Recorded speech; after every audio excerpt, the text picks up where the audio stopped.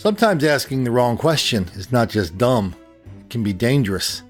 Out in Columbus, Ohio, an old dude and a handicapped dude are both asking why? Why did that black person beat me up and break my eye bone? Why did those black kids throw huge rocks at me and put me in the hospital? Why? Those are dangerous questions because while you're asking why, life happens. That's why we don't ask too many why questions here. We don't document the why, we document the how it happens over and over and over. Black on white, black on young, black on old, black on gay, black on straight, black people throwing rocks, black people beating up handicaps, black people attacking old people walking their dog. And people look in the camera and they go, why? This never happens around here. That's not true. And so it either happens because you're intentionally ignoring it, or you're just in delusion about it. But people in Columbus, Ohio know they live in a dark and dirty and dangerous town that used to be kind of a bucolic little center of learning for Ohio State University.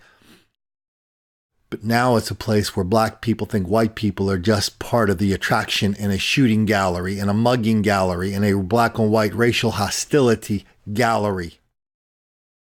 That's what we learned from these two videos. They're coming at me. I mean, this is on a block that I feel safe and know every neighbor. And it happened within seconds. Only on ABC6, a South Columbus man attacked with rocks by a group of teens. Now he's sending out a message in hopes no one else has to go through the same ordeal. It happened at the corner of Ann Street and Reinhardt Avenue. That's near Marion Village. ABC6's Rob Wells is live at Columbus Police Headquarters with an update. Rob?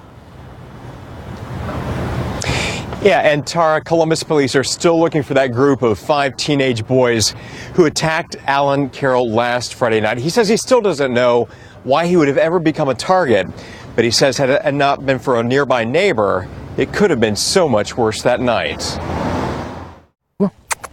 On any given night, you can catch Alan Carroll out walking his best buddy, Fred. Go, Fred. But last Friday night, that evening walk turned out to be anything but ordinary when he says 5 teens attacked him and started hurling large rocks at his face. I ducked and then I rose up and I said, "Did you throw a rock at me?" And then bam, it was on the aggression. This was a big rock. I felt it. I mean, a pebble's one thing, but when I literally got hit, I didn't even know what day it was. He's lived on the street for 13 years and still doesn't know why he was a target. There was no aggression. There was no words exchanged.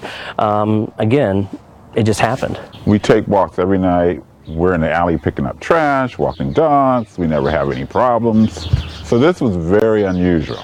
While the physical wounds will go away, the emotional scars may take time. I have a tear across my eye. This was all black and blue. I had to go through a CT scan because my teeth, they think I have a couple fractures in my teeth. He was targeted. Maybe they thought since he had a little Dotson, he was by himself, they decided, hey, let's get that guy. You know, had we been walking together, I don't think the same thing would have happened. David Young lives near where the attack happened. He was the first one to call for help. Like rabid dogs, I mean, once they see they got you running, they're going to chase you down. And as soon as they seen somebody, then they went the other way. You're afraid they'll come back? You think they're done? I'm not afraid if they come back. If they do want to come back, I got something for them. Alan and his buddy will continue to take those nightly walks, though he still can't make sense of the cruelty of those strangers. I don't understand their mentality. I don't understand why you would randomly attack a person. Police also say that if you're on the west side in the Hilltop area, you need to be on the lookout for this man. His name is Milton Jones III. And he is wanted for beating and robbing a man. Sean Lanier sat down with the victim, who says he didn't know the man who attacked him. He fractured my face right here. He bit me. Police say he was beaten and robbed in broad daylight just down the street from his house. But that's not even the worst part of this story. I am mentally handicapped. That's right. Casey Todd says he keeps to himself because of this handicap. He says this man, Milton Jones III, asked to borrow a lighter, then attacked him. I can't believe that happening to me. He was slammed into the ground, causing his eye socket to be fractured, and was bitten on the cheek. There are even some scratches on his hand from wrestling with Jones III. This was a senseless crime. You didn't get anything from it, but a 2-year-old cell phone and a wallet with a credit card that was canceled immediately after it happened. Andrew Todd explained to me that his son saw Casey walking down the alley, bloodied and beaten. Now he's concerned for everyone's safety in this community. It makes me wonder, is it worth walking around the west side of Columbus anymore? While police are still searching for Jones III, Casey has one question for his attacker. Why would you attack a mentally handicapped person? It's not just Columbus. Why don't we head up to Brockton, Massachusetts? Older dude in a wheelchair, robbed and beaten. Someone robbed a wheelchair-bound man of his chair and some money, and he was left lying on a Brockton street in need of help. WBZ's David Robichaux spoke with that man. He's live in Brockton tonight. Roby?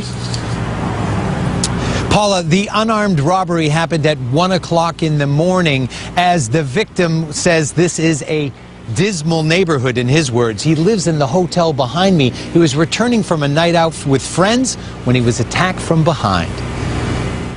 A sleazeball. That would do it. Low-life sleazeball. Steve Otis doesn't often talk about people like that, but he's angry at the men who ripped him off and tried to steal his dignity. I was coming up the sidewalk, and I got hit from behind in the back of the head. And they threw me out of the wheelchair, and one took my wallet, and the other guy took my wheelchair. Steve said after the men knocked him down and stole his wheelchair, he had to crawl on his hands down this sidewalk and then almost all the way up the street until police found him up by that alley, more than 100 feet away from where his wheelchair was stolen. I wasn't going to stay where I was. To me, it was easier to crawl up the street to get away, because you don't know if they're going to come back. He had called 911 on his cell, but the cop who found him just happened to be cruising by. A firefighter found Steve's wheelchair in an abandoned lot. Why? Why did this happen? How could this happen to me? It happens because it's part of an enormous pattern. It's a pattern of violence. It's a pattern of hostility. It's a pattern of robbery. It's a pattern of public officials and reporters and denial, deceit, and delusion about it over and over and over in Columbus, in Brockton, in Seattle, and all points in between. And still we get reporters, still we get victims looking into cameras, wondering what the heck's going on here. They already know, they're just afraid to tell us because they don't want to make the black kids angry.